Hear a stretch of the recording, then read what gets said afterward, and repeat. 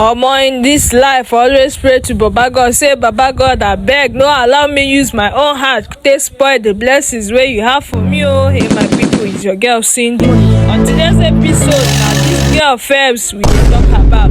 Faves na person wey she and am and Davido sing Kante for Timeless. Faves don come out come talk say Davido dey heartless, say why he go perform the song wey she and Davido do, why he go perform am only am for stage. Say Davido no try at all. People come dey react say why this girl go dey talk like this, say for Dubai say she and Davido perform together.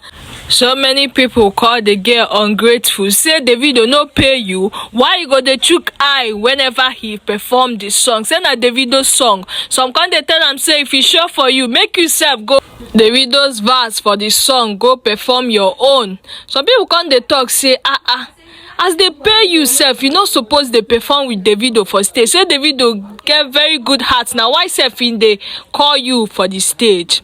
So many people were very angry because of the thing wey she talk.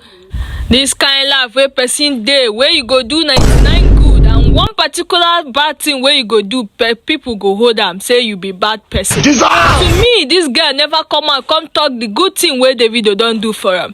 Davido give am platform. Now David make people know her. Now David make people know her very well. So why she no come and talk say David na good person? Because say David no call am for stage, na why she come out dey talk say David na bad person.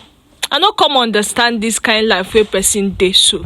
This girl no try at all. Feb no try. I no like wetin she do.